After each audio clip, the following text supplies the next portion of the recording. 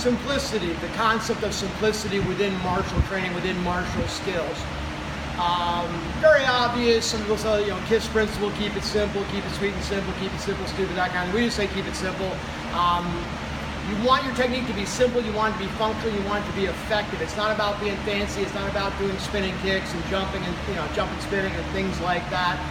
Simple, effective, get right in and get a strike on the person that's going to work for you, going to work well, that isn't requiring you to be fully stretched out, or be able to do some kind of kick that's like very exotic or very difficult, as opposed to just getting the self-defense handled, basically.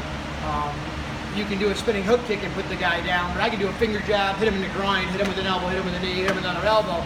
My guy's down, my guy's almost guaranteed down.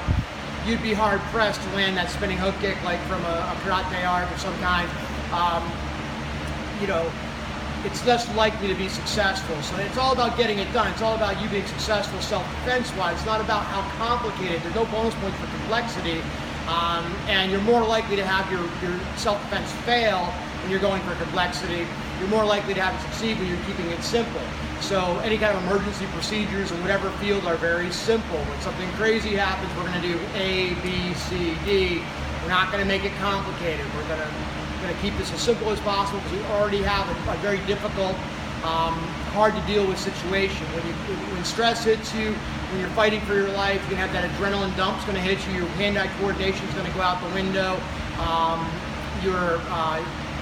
Your speed's going to go way up. Your power's going to go way up. Your probably killer instinct's going to go way up. Your body's, your energy's going to come way up. Your hand-eye coordination, your technical dexterity is going to get significantly reduced when you're under pressure and stress. It's not the time to be doing some kind of crazy, complicated thing. So simplicity is important within your training. Sure, if you want to try those moves here and there, as a skill builder, as a training exercise, if you want to try a more complicated series of kicks or spinning kicks or things like that, go right ahead. Just understand that as a skill builder, that's fine. But as a functional part of your self-defense repertoire, not good. Keep it simple, keep it effective, keep it functional. It's all about function, it's all about making it happen. Real fights should last 2 seconds or less, which means immediately get it done. Block the strike, hit the guy, hit the guy, hit the guy, hit the guy, and the fight is over.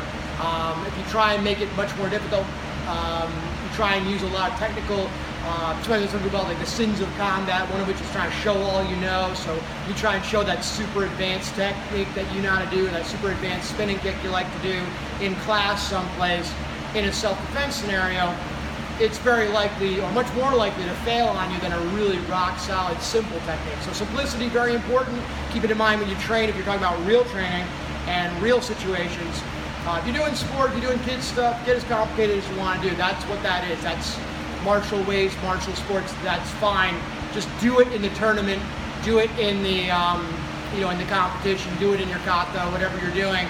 That's fine. But for real application, simplicity is what's going to get it done. It's what's going to work for you. Try to find the simplest route, the simplest application for what you're trying to do, and your percentage of success is going to go way up. Your percentage of failure is going to go way down, and you're taking damage, getting hurt, getting killed. You're minimizing that, and that's what it's all about as far as functional self-defense skills. So simplicity, very important in your training, very important in your application to how you decide what techniques you do. Rock solid, simple KISS principle should always be in your mind.